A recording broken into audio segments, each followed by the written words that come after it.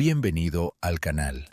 ¿Alguna vez te has encontrado con un nombre en las escrituras tan aterrador, tan completamente apartado de la historia que fue borrado del propio libro de la vida? Imagina a una persona que vivió, pero cuya existencia misma fue obliterada por Dios, sin advertencia previa, sin un proceso judicial y sin oportunidad de arrepentimiento. ¿Qué tipo de transgresión podría provocar una respuesta tan severa por parte del Todopoderoso? Hoy exploramos una de las historias más misteriosas y sorprendentes de la Biblia. Una historia que solo se alude a través de una sola frase escalofriante en las Escrituras. Sin embargo, dentro de esa breve mención, se encuentra una narrativa que cambió permanentemente la trayectoria del plan divino de Dios. Un hombre tan malvado que fue elegido para perecer por mandato directo de Dios, desapareciendo de la tierra en un instante. Pero, ¿quién fue él? ¿Qué circunstancias llevaron a su rápida eliminación del libro de la vida? ¿Por qué un ser divino emprendería una acción tan radical? ¿Qué lecciones podemos extraer de las verdades ocultas que rodean a esta persona pasada por alto? Antes de adentrarnos en los secretos escondidos dentro de esta narrativa extraordinaria, te invito a suscribirte, activar la alerta de notificaciones y comentar 777 si estás preparado para explorar una historia que ha desconcertado a estudiosos y seguidores fieles durante muchos siglos. Quédate con nosotros, porque la próxima exploración no solo revelará la sorprendente verdad detrás de la desaparición, sino que también desafiará tu percepción de la justicia y la compasión divinas. Puede que creas entender las Escrituras, pero esta narración revelará un misterio oculto que podría alterar tu punto de vista para siempre. Exploremos la historia extraordinaria pero inquietante del único nombre que ha sido borrado del libro de la vida. Confía en mí, esto es algo que no querrás perderte. La asombrosa historia real del único nombre eliminado del libro de la vida. Para comprender el profundo significado de esta persona, primero debemos examinar el entorno en el que nació, un reino lleno de esperanzas, planes divinos y la historia en desarrollo de una nación.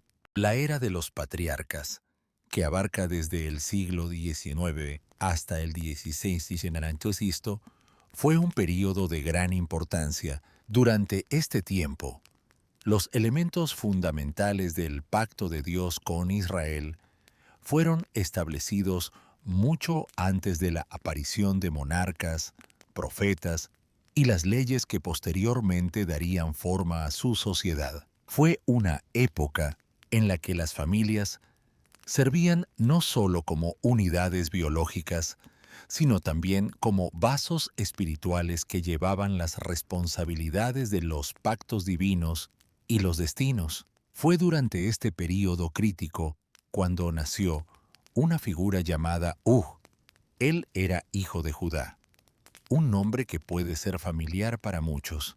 Judá, el cuarto hijo de Jacob, también llamado Israel, y su esposa Lea, fue un hombre de gran importancia. Sus descendientes incluirían a uno de los reyes más estimados de Israel, David, y, en última instancia, al Mesías, Jesucristo. La genealogía bíblica hace clara esta conexión. Abraham fue padre de Isaac, Isaac fue padre de Jacob, Jacob fue padre de Judá, y Judá fue padre de... Él no era simplemente un descendiente ordinario en la línea genealógica.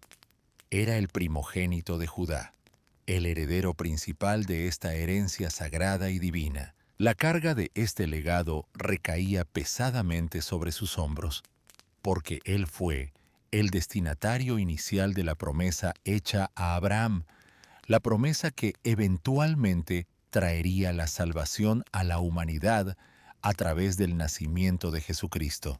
El nacimiento de este heredero representaba esperanza, continuidad y bendición divina para la nación de Israel. Nació en medio de la grandeza, llevando un propósito mucho mayor que su propia existencia. Como el primogénito, estaba destinado a llevar la antorcha espiritual hacia adelante, guiando a su pueblo hacia la realización de las promesas de Dios. Las expectativas depositadas en él eran enormes. Nacer en un legado tan distinguido era un privilegio extraordinario. Sin embargo, como muestra la historia, tener privilegios por sí solo no garantiza la integridad moral. No asegura la fortaleza de carácter necesaria para cumplir la misión divina que se le había confiado. La historia sirve como un recordatorio conmovedor de que nuestro patrimonio, por muy sagrado que sea, no es una armadura contra las decisiones que tomamos. Los eventos que se desarrollaron se extendieron mucho más allá de su familia inmediata, influyendo en toda la trayectoria de la historia de una nación. ¿Cómo pudo alguien tan estrechamente vinculado a promesas divinas caer en desgracia? ¿Podría haberse evitado? ¿Era posible que la carga de altas expectativas lo abrumara en lugar de motivarlo? Estas preguntas permanecen, instándonos a explorar más profundamente el núcleo del individuo que estaba destinado a la grandeza, pero cuyas acciones pronto proyectarían una sombra sobre el futuro de Israel. Antes de que exploremos la historia de Ai con mayor detalle, es esencial primero examinar una decisión audaz y controvertida tomada por su padre, Judá. Esta elección sentaría las bases para todo lo que vendría después.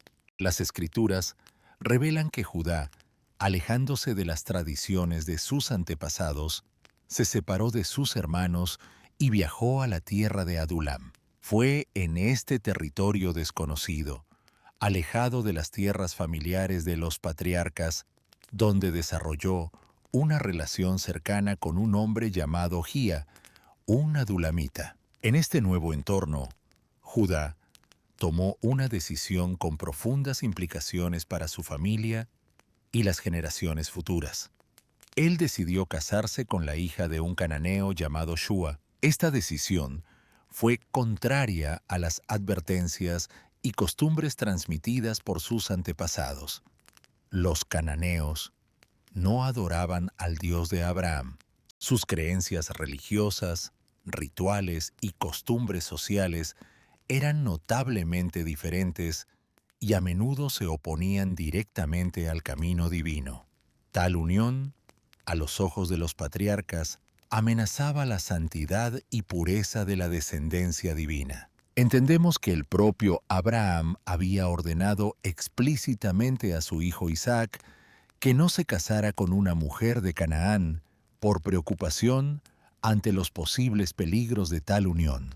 Cuando el hijo de Isaac, Esaú, desobedeció esta directriz y se casó con mujeres hititas, causó una profunda tristeza en los corazones de sus padres. Ahora, Judá, quien era el heredero de las promesas divinas, estaba eligiendo mezclar su linaje con los mismos pueblos a los que Abraham había aconsejado a sus descendientes evitar. Aunque esta decisión pueda parecer menor dentro de la historia general, revela ideas importantes sobre el estado espiritual de Judá en ese momento. Indica un compromiso, un debilitamiento de su dedicación al Dios que había establecido promesas de pacto con su familia. La elección de Judá plantaría las raíces de la desobediencia espiritual, y estas raíces pronto producirían amargas consecuencias en la vida de su hijo primogénito. La historia del nacimiento de se menciona en Génesis 38, con una sencillez que oculta la importancia de su legado. Ella, la hija de Shua, quedó embarazada y dio a luz a un hijo, a quien llamó Bajo este simple relato se esconde un profundo sentido de responsabilidad. Él no nació simplemente en una familia. nació con un destino divino. Como el hijo mayor, ocupaba una posición de distinción, no solo en términos de herencia, sino también en su significado espiritual. En tiempos antiguos, al primogénito se le concedía una doble porción de la herencia del padre. Sin embargo, más importante aún, se esperaba que asumiera el papel de líder espiritual después del fallecimiento del padre. Este rol conllevaba tanto un gran privilegio como una responsabilidad significativa. Su nacimiento simbolizaba el comienzo de algo eterno. Él no era solo otro descendiente de Judá, era el vínculo inicial en la cadena que, en última instancia, traería la realización del plan divino de Dios para la humanidad.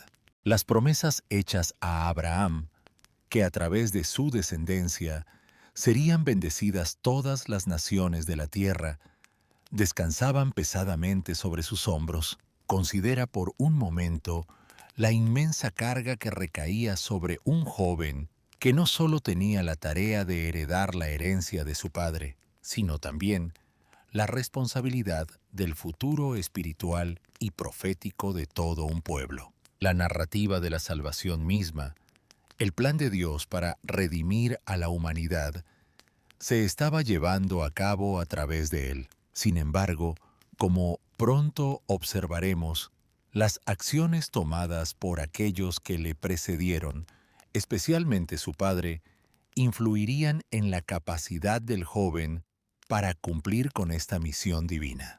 Se encontraba atrapado entre dos mundos, los votos sagrados de sus antepasados y las influencias cananeas que amenazaban con descarrilar su destino. ¿Era capaz de cumplir con las enormes expectativas que se habían puesto en él? Las decisiones de su padre impedían su capacidad para aceptar plenamente su llamado. Las repercusiones de las decisiones de Judá pronto resonarían a través de las generaciones, convirtiendo su historia en un punto crucial en la historia de Israel. Sin embargo, cuando examinamos las Escrituras, notamos que la Biblia no proporciona detalles sobre su infancia o juventud. El silencio es impactante. ¿Qué lecciones aprendió durante su infancia? ¿Qué experiencias influyeron en el desarrollo de su carácter? ¿En qué tipo de hogar creció? La Biblia no proporciona respuestas explícitas a estas preguntas, dejándonos imaginar un hogar dividido entre dos mundos contrastantes. Por un lado, estaban las tradiciones hebreas, el rico legado de Abraham, Isaac y Jacob, junto con las promesas hechas por Dios, que habían sido transmitidas de generación en generación. Por otro lado, estaban las costumbres, creencias y prácticas de los cananeos, arraigadas en la cultura en la que su padre, Judá, se había casado. La elección de Judá de casarse con la hija de Shua, una mujer cananea, conectó de manera efectiva dos esferas culturales muy diferentes, fomentando un entorno donde estas influencias contrastantes chocarían. Esta tensión interna probablemente jugó un papel importante en la crianza de Er. Él era, por un lado, parte de una familia arraigada en la promesa divina dada a Abraham, una descendencia elegida por Dios para traer bendiciones a todas las naciones. Por el contrario, la sociedad cananea que lo rodeaba abrazaba valores que a menudo estaban en directa oposición a las enseñanzas de sus ancestros. Puedo imaginarlo atrapado entre estos mundos opuestos, luchando por definir su identidad, fe y propósito. Fue más influenciado por las tradiciones de sus antepasados o por las costumbres de sus parientes cananeos, comprendió la importancia de las promesas hechas a su linaje, o la atracción de su herencia terrenal le hizo olvidar su vocación divina. El nombre hebreo significa vigilante, lo cual presenta un giro profundamente irónico considerando cómo se desarrolló su vida. En lugar de encarnar un espíritu vigilante e inteligente, la existencia de estuvo marcada por una profunda ceguera espiritual. No logró reconocer el llamado divino en su vida, fallando así en cumplir el destino sagrado que estaba destinado a fluir a través de él.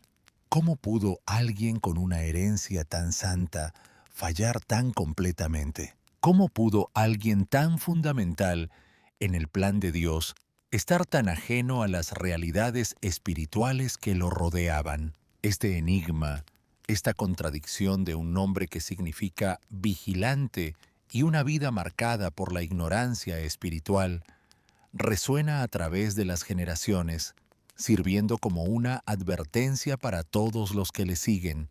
Cuando alcanzó la madurez, su padre Judá tomó una decisión importante.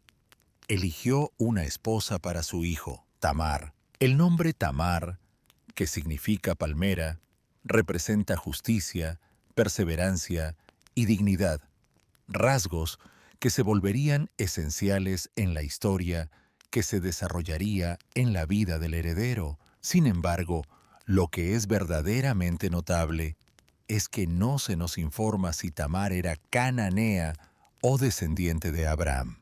En algunos aspectos, este detalle no es importante. Lo que realmente importa es el papel vital que ella desempeñó dentro de este sagrado pacto.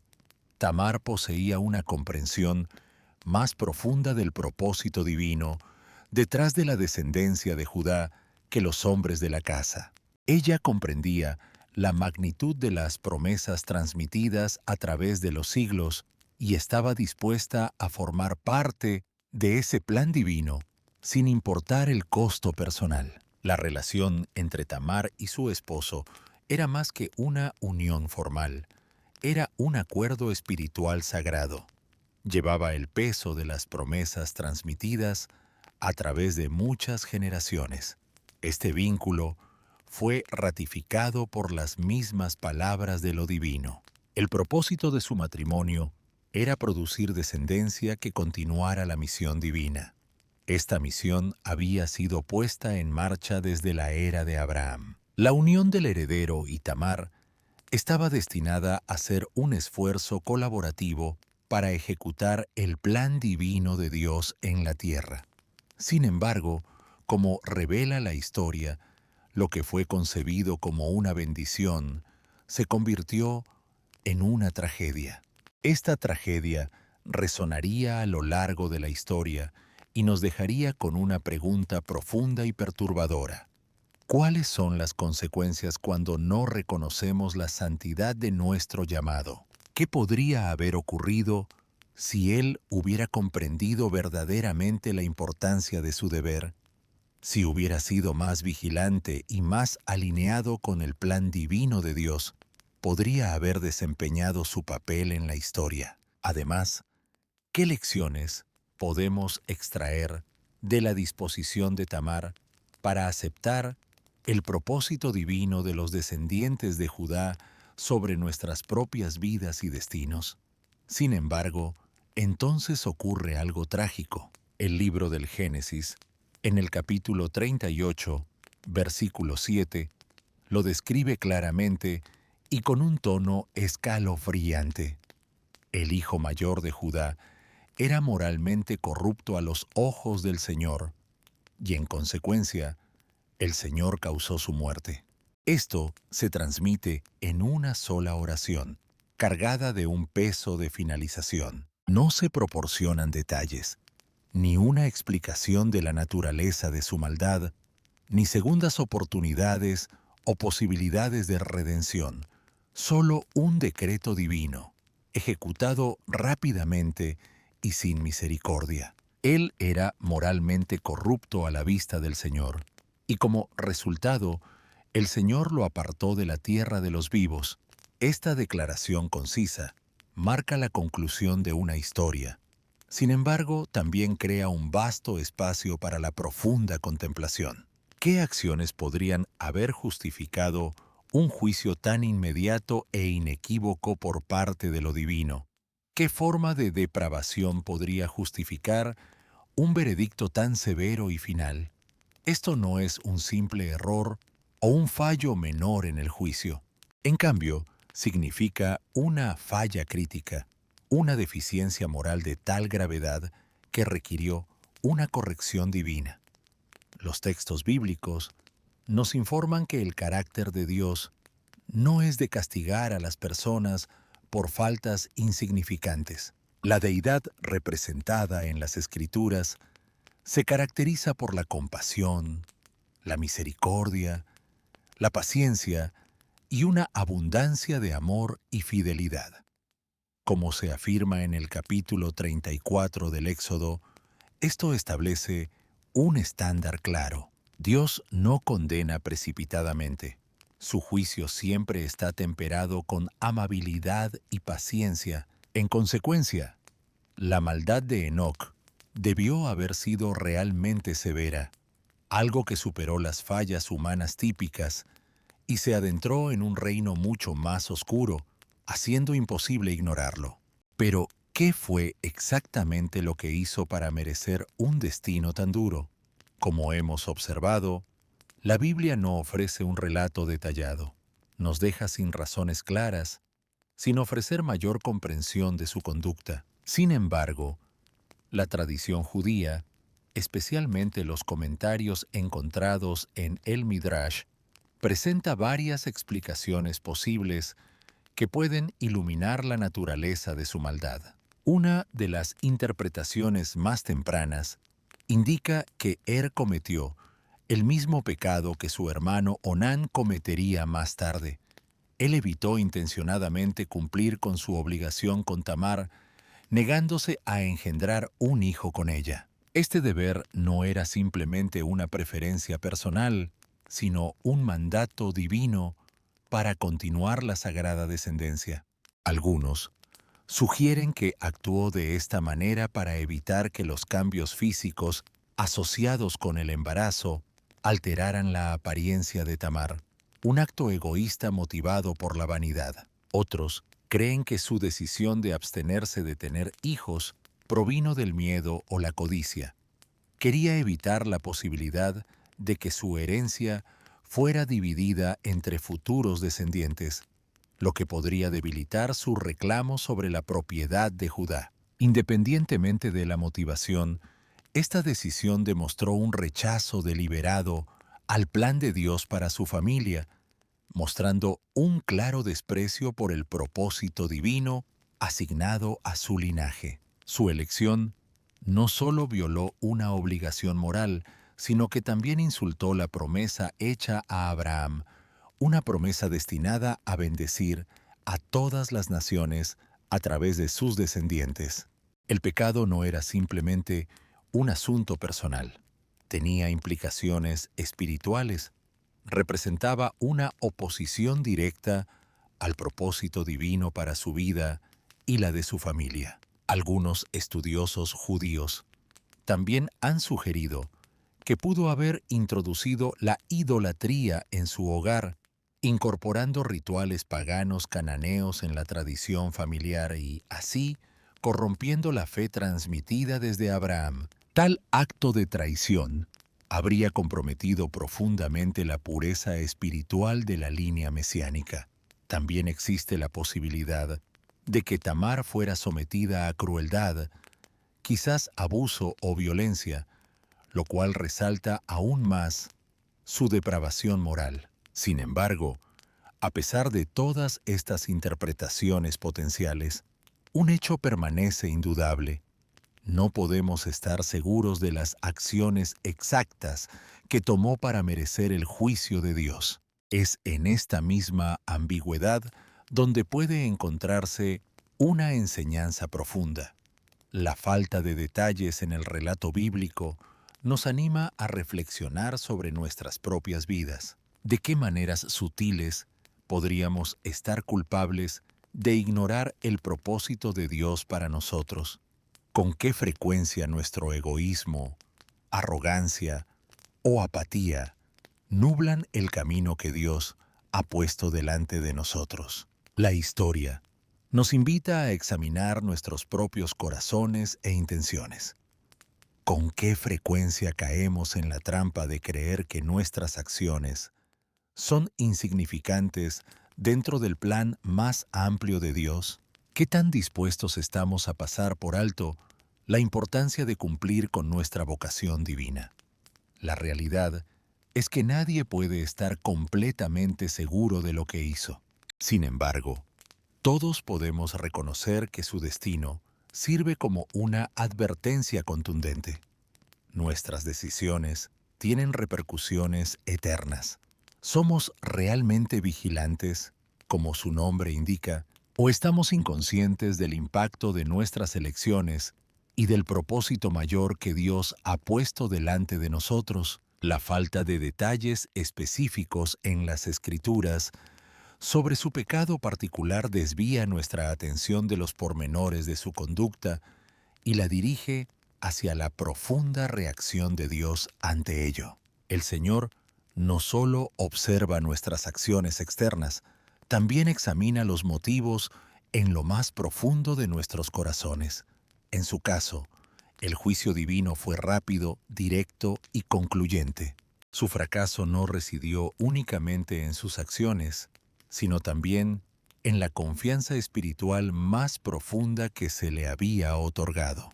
Como primogénito, debía asumir las responsabilidades de su herencia y cumplir el voto sagrado hecho a Abraham. Sin embargo, no logró cumplir con este deber. Se convirtió en la primera persona en la línea mesiánica en ser rechazada directamente por Dios.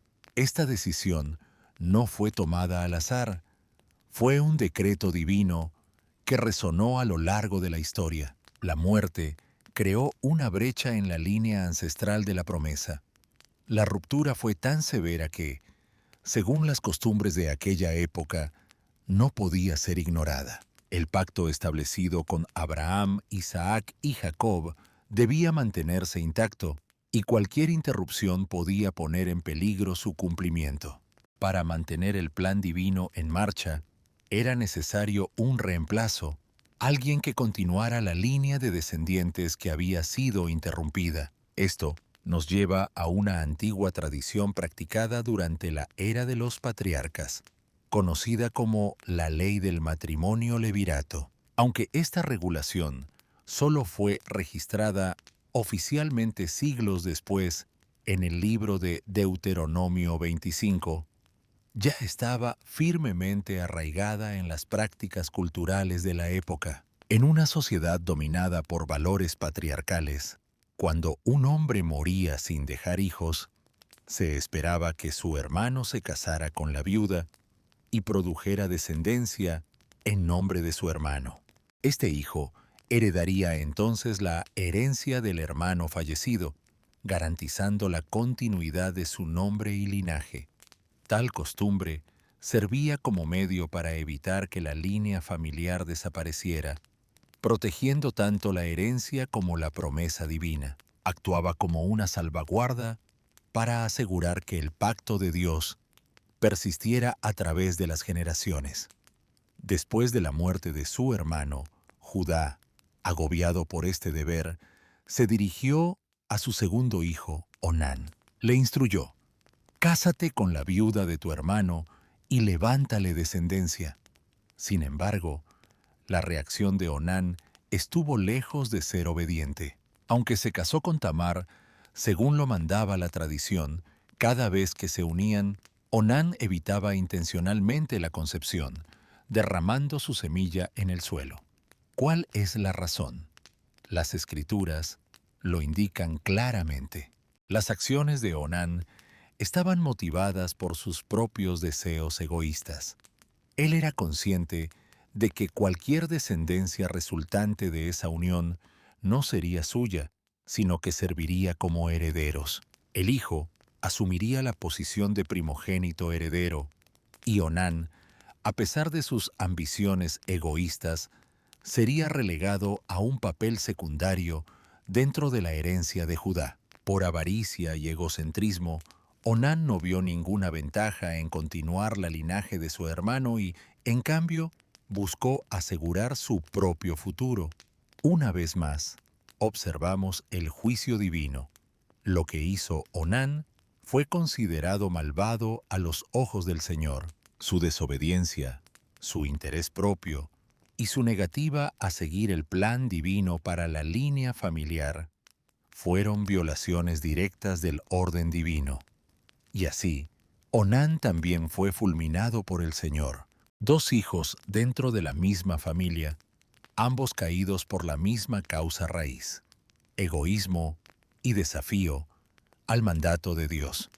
Esta triste cadena de eventos nos obliga a considerar la verdadera naturaleza del juicio de Dios. No fue simplemente un castigo por defectos personales. Más bien, fue el resultado de rechazar la voluntad de Dios y permitir que los deseos egocéntricos perturbaran su plan divino. Las acciones de Seta y Onán no fueron casos aislados. Reflejaron un patrón más amplio de oposición al llamado divino en sus vidas. Cada uno de estos individuos jugó un papel en la historia general de Dios. Sin embargo, cada uno eligió desviarse de ese propósito a su manera. Su desobediencia creó un efecto dominó, una tragedia que continuó influyendo en los descendientes de Judá y, en última instancia, en toda la nación de Israel. ¿Qué lecciones podemos aprender de las historias de y Onán? ¿Con qué frecuencia nosotros, al igual que ellos, nos oponemos a las intenciones de Dios por miedo a perder algo que valoramos mucho? ¿Qué podríamos pasar por alto cuando priorizamos los deseos egoístas sobre la obediencia? ¿Y de qué manera el juicio rápido y decisivo de Dios en sus casos nos recuerda cuán en serio toma Él nuestros corazones y nuestras acciones? La historia de y Onán va más allá de simples fallos individuales. Funciona como una advertencia sobre la importancia del propósito divino. Nos invita a reflexionar si estamos realmente en armonía con la voluntad de Dios o si estamos obstaculizando su plan al escoger el interés propio por encima del bien mayor de su reino. La familia de Judá estaba cayendo en una crisis profunda, y la promesa divina transmitida a través de las generaciones parecía estar suspendida de un hilo delicado, amenazada por un ciclo implacable de desobediencia y juicio. Las muertes repentinas de sus dos primeros hijos, y Onán, dejaron a Judá abrumado por el miedo y la incertidumbre. Lo que inicialmente parecía un camino garantizado para cumplir el voto hecho a Abraham, ahora parecía desmoronarse. La carga de heredar el plan de Dios parecía escaparse de sus manos. Judá aún tenía un tercer hijo, Sela. Sin embargo, su ansiedad de que Sheila pudiera sufrir un destino trágico similar al de sus hermanos lo incapacitó para actuar. En lugar de confiar en la soberanía de Dios y en su plan para la descendencia, Judá recurrió a una solución humana impulsada por el miedo y la falta de confianza. Le indicó a Tamar, la viuda de sus hijos, diciendo: «Permanece viuda en la casa de tu padre hasta que mi hijo Sheila alcance la edad». En apariencia, esto parecía una promesa, una garantía de que Sheila eventualmente se casaría con Tamar y proporcionaría la descendencia necesaria para asegurar la línea familiar. Sin embargo, la Biblia revela las verdaderas motivaciones de Judá. Sus palabras estaban envueltas en miedo, ya que él creía que Sheila también moriría si se casaba con Tamar, igual que sus hermanos. Lo que Judá hizo después es de gran importancia. En lugar de confiar en que Dios cumpliría sus promesas, Judá utilizó su miedo como justificación para enviar a Tamar lejos, sin ninguna intención real de cumplir su palabra alguna vez. Creía que, relegando a Tamar a una posición secundaria, podría posponer lo inevitable, protegiendo a su hijo restante de lo que él percibía como una maldición, o quizás evitando una responsabilidad personal adicional. Sin embargo, al hacerlo, Judá estaba descuidando el propio pacto que Dios le había confiado para salvaguardarlo. Obedientemente, Tamar regresó a la casa de su padre, esperando el cumplimiento de la promesa. Siguió las instrucciones de Judá, aferrándose a la esperanza de que algún día Sheila se casaría con ella, como lo requería la tradición. Sin embargo, los meses se convirtieron en años. Sheila maduró, alcanzó la edad adecuada para casarse y, aún así, Judá permaneció en silencio. La promesa nunca se cumplió. Tamar, ahora viuda, permaneció sin hijos, desprotegida y sin perspectivas para el futuro.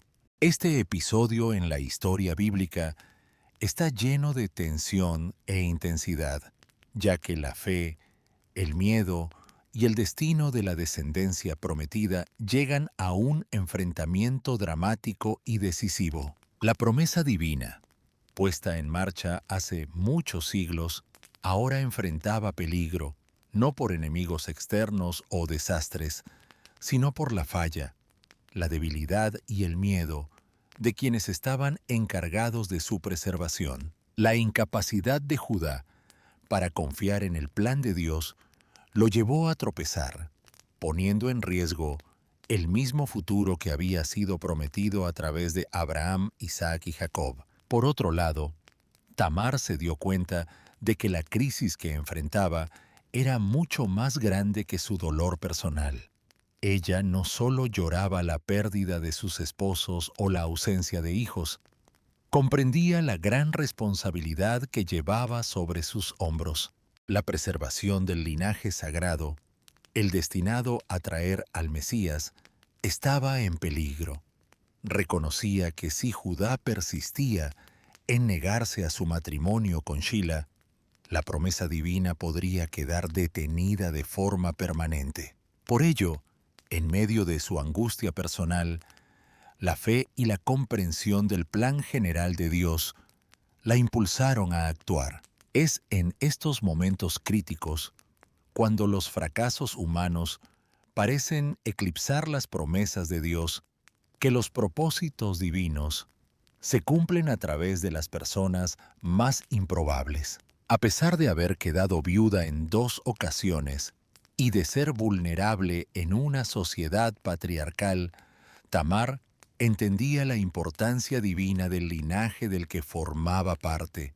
Como no había nadie más dispuesto a asegurar el cumplimiento de la promesa, ella misma tomó la iniciativa, motivada no por motivos egoístas, sino por una profunda conciencia de que el plan de redención de Dios dependía de sus acciones. En este momento crucial, sería una mujer que había sido pasada por alto, relegada y viuda, quien restauraría lo que 3 hombres habían descuidado o destruido.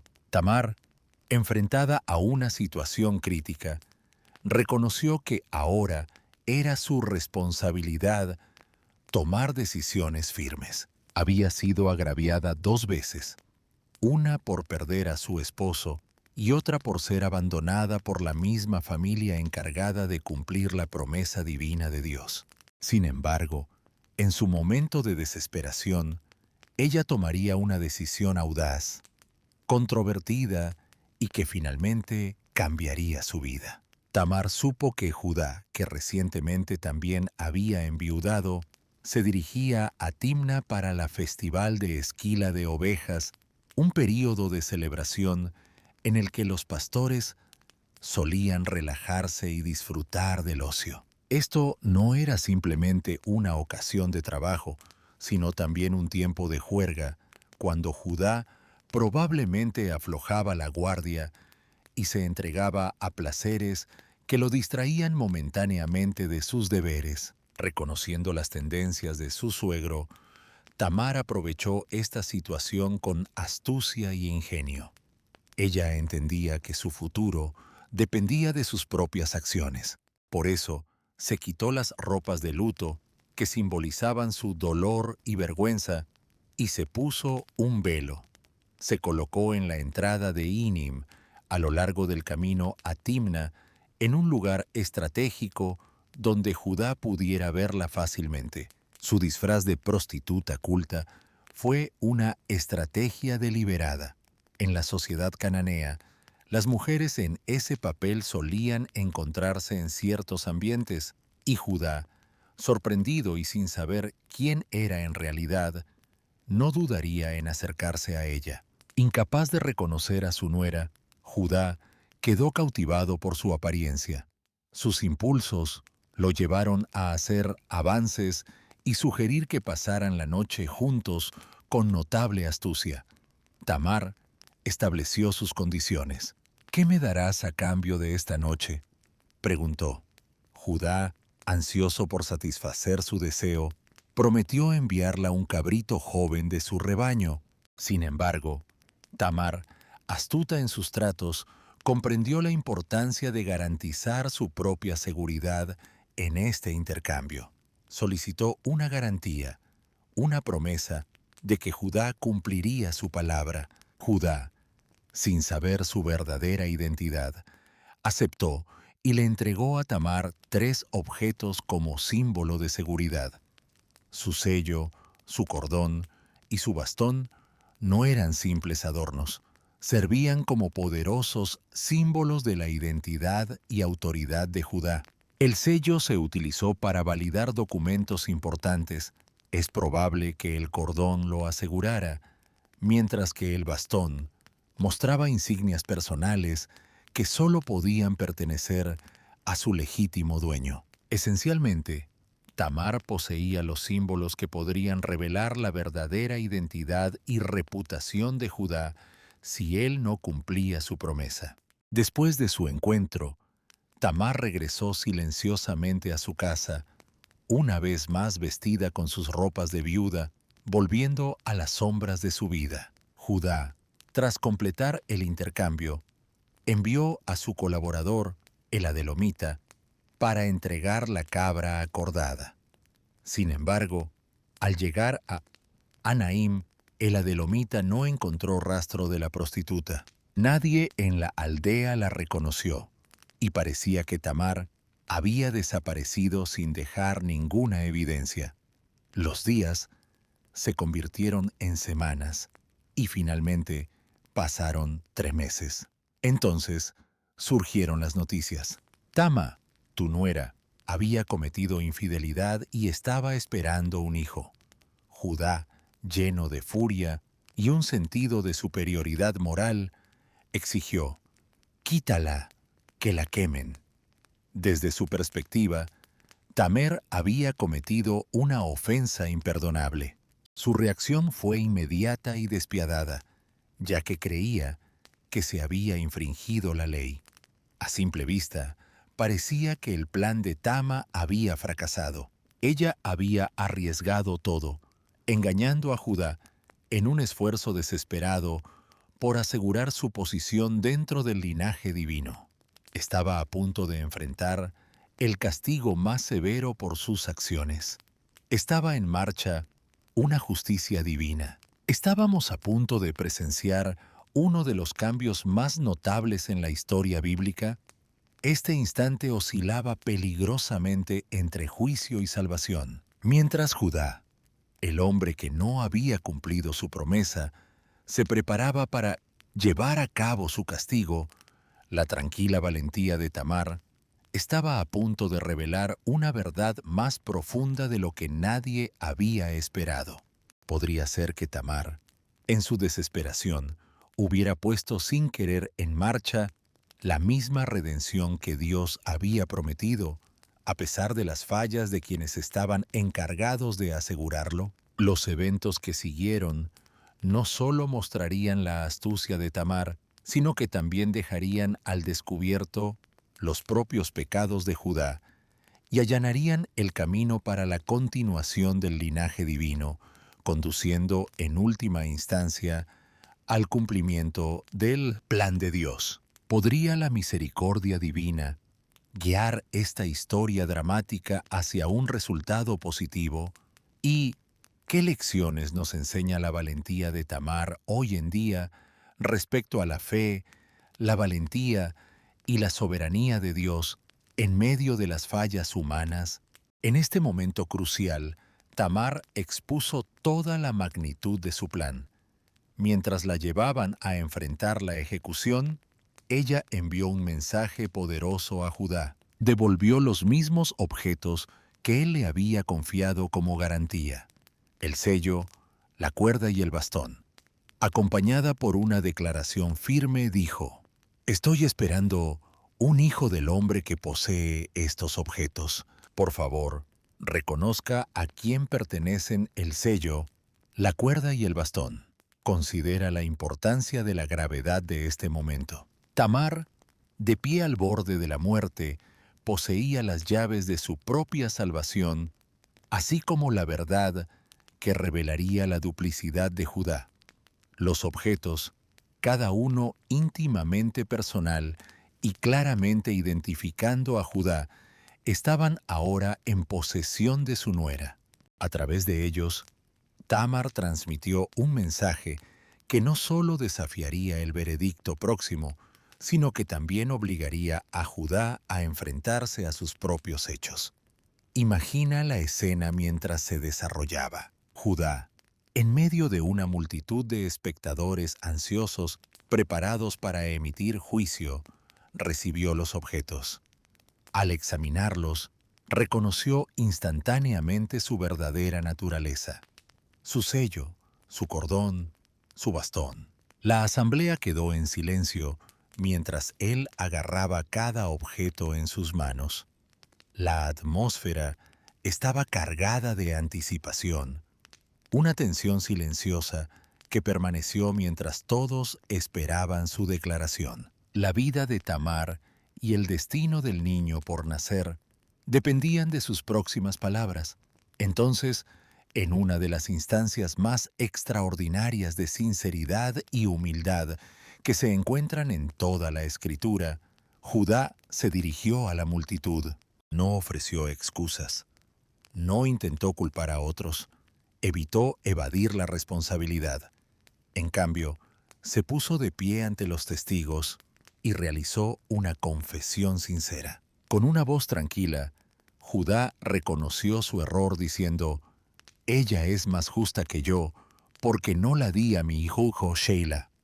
La declaración de Judá fue más que un simple reconocimiento de culpa. Sirvió como un profundo reconocimiento de la integridad de Tamar. Ante todos los presentes, admitió que había descuidado su obligación bajo la ley del levirato. Su declaración: «Ella es más justa que yo», no fue simplemente un reconocimiento de su propia culpa, fue una muestra de humildad y arrepentimiento. Él comprendió que, aunque las acciones de Tamar eran inusuales, estaban motivadas por un propósito justo y noble: salvaguardar la línea familiar y mantener el diseño divino de Dios para sus descendientes. Este momento fue una demostración poco común y poderosa de humildad por parte de un hombre que, hasta entonces, había estado profundamente inmerso en sus propios miedos y defectos. La admisión de Judá se hizo abiertamente, sin vergüenza, y sirvió como una forma de reconciliación. No solo salvó la vida de Tamar, sino que también restauró su reputación ante aquellos que podrían haberla condenado. A través de este acto único de humildad, Judá recuperó el honor para su familia. Además, comenzó a reparar la brecha que había amenazado con impedir el cumplimiento de la promesa de Dios a Israel. Tamar fue salvada del daño, permitiendo que su embarazo continuara sin interrupciones.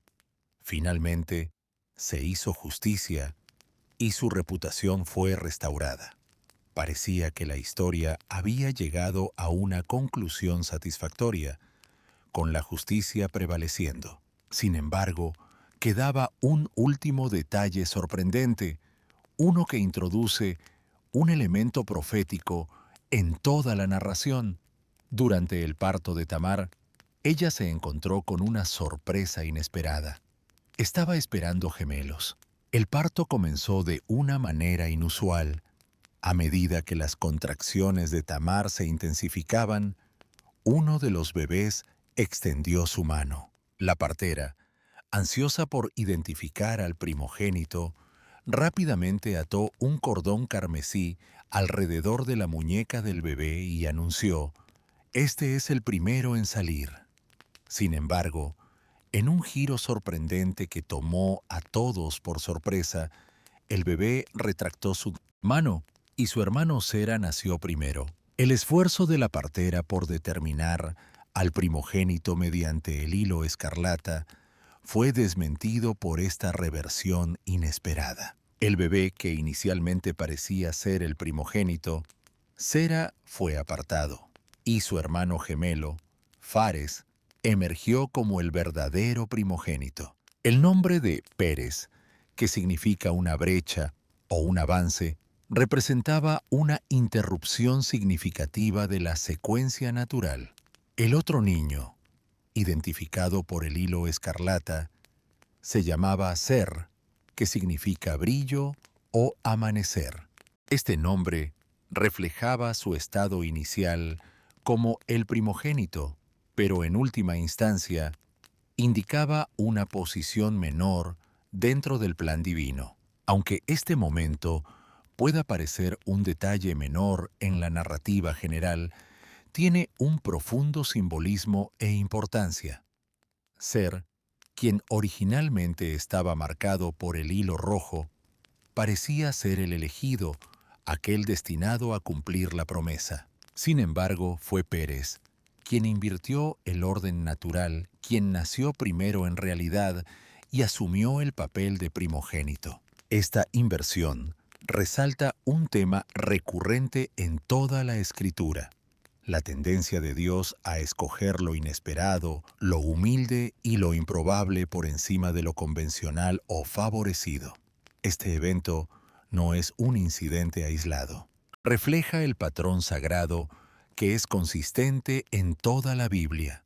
Una y otra vez, las elecciones de Dios desafían las expectativas humanas. Él frecuentemente opta por la segunda opción en lugar de la primera, por lo que pasa por alto en lugar de favorecer y por lo modesto en lugar de lo orgulloso. Considera las narrativas de Abel sobre Caín, Isaac sobre Ismael, Jacob sobre Esaú y José sobre sus hermanos mayores. Incluso en el caso de la elección del rey David, el más joven de sus hermanos, que fue ignorado por su padre pero elegido por Dios, ejemplifica esta inversión divina.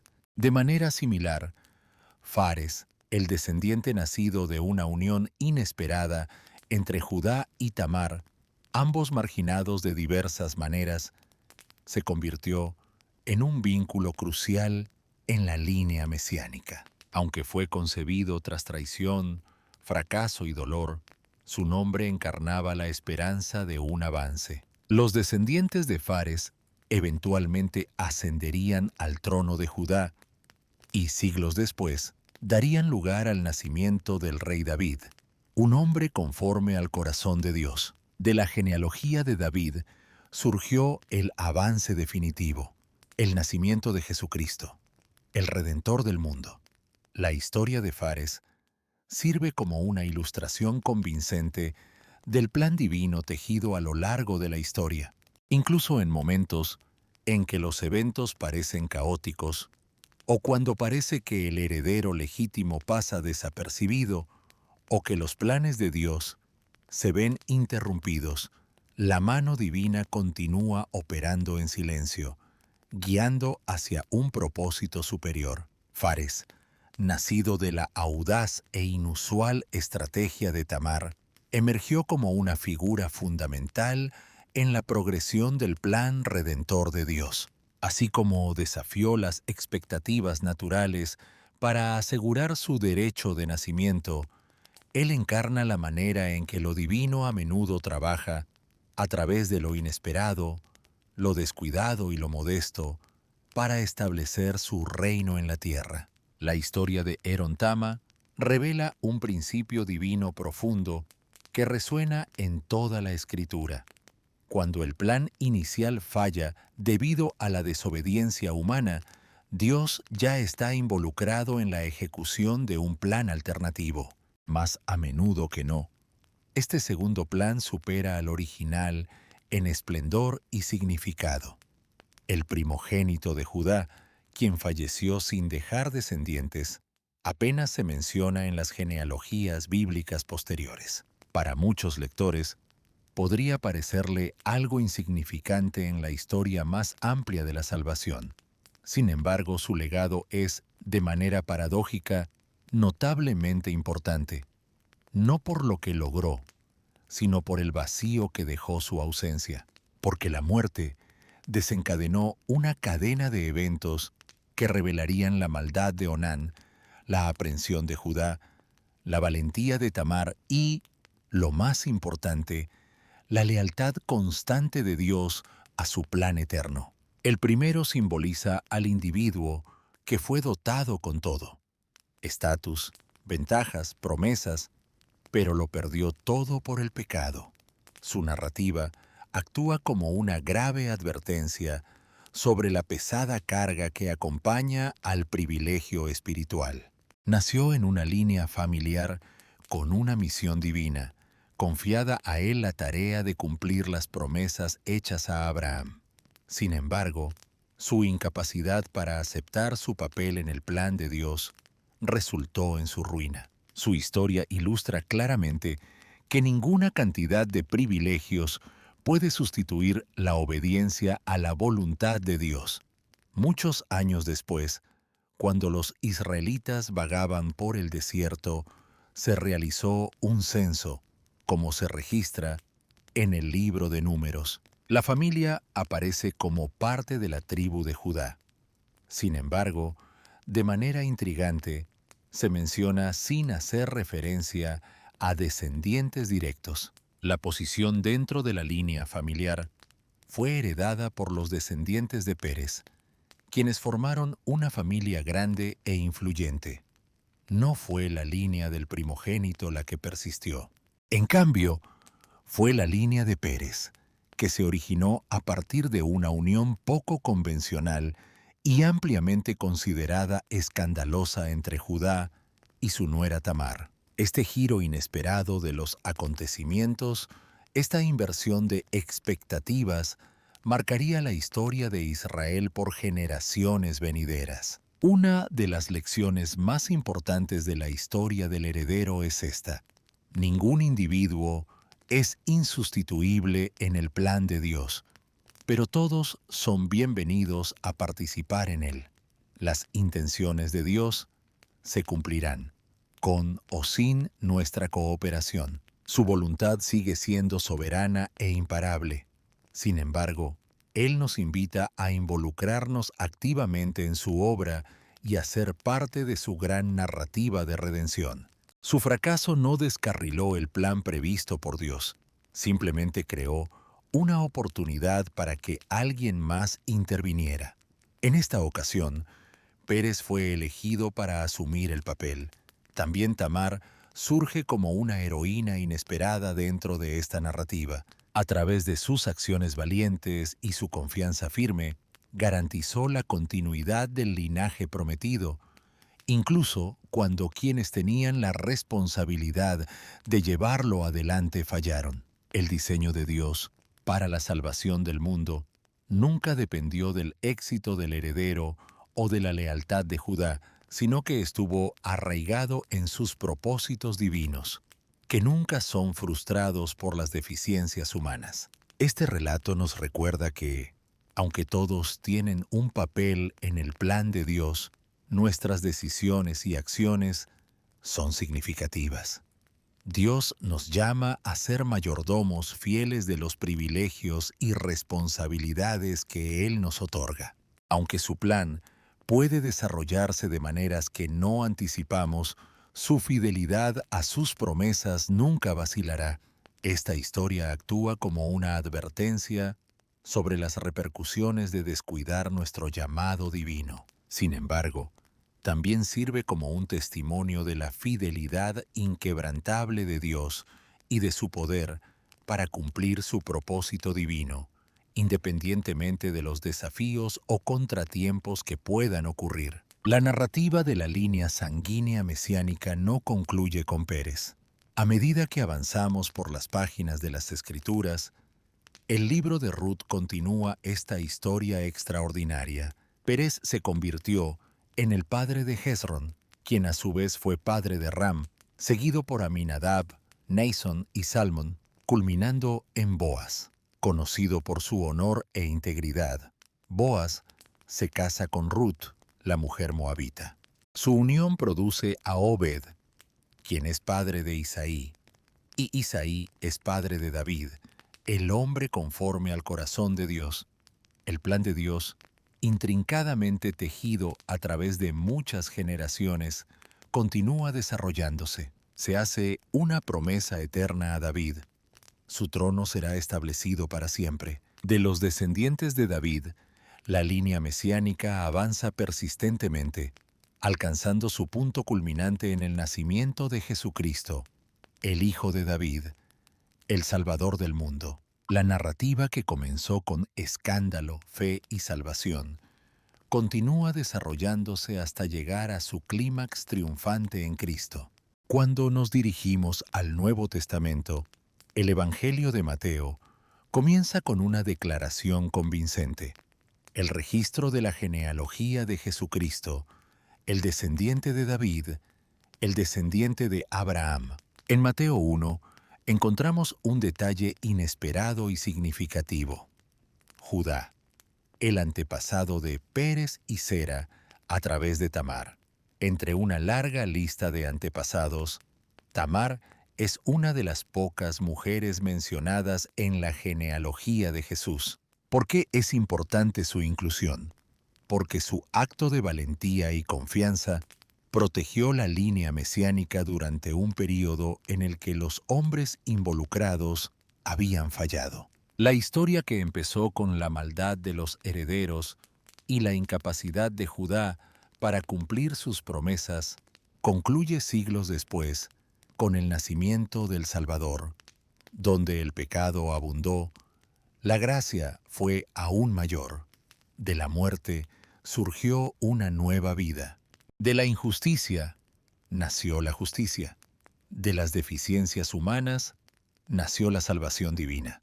Este patrón divino se repite a lo largo de las Escrituras y alcanza su punto culminante en la crucifixión de Cristo. La historia del heredero sirve como un recordatorio para todos. Cada uno de nosotros desempeña un papel en el plan general de Dios. Tenemos la opción de desperdiciar nuestros privilegios como Él hizo, o podemos emular a Tamar, quien luchó incansablemente por la justicia, incluso cuando toda esperanza parecía perdida. Las acciones valientes de Tamar, a pesar de los obstáculos abrumadores, protegieron la línea familiar que eventualmente daría origen al Salvador del mundo. Curiosamente, su nombre significa vigilante. Sin embargo, él no logró guardar su propio corazón. Su historia nos invita a reflexionar sobre nuestras propias mentalidades, decisiones y carácter. Nos anima a estar atentos a nuestras bendiciones espirituales, a proteger nuestros corazones y a buscar la guía de Dios en cada elección que hagamos. Lo más importante, la historia del heredero nos recuerda que, incluso cuando tropezamos, la fidelidad de Dios permanece. Su plan de salvación continúa desarrollándose, a menudo por caminos que nunca esperaríamos. ¿Ya has escuchado la historia del heredero? En los comentarios, cuéntanos qué fue lo que más te conmovió de esta historia. Que Dios te bendiga y nos vemos pronto.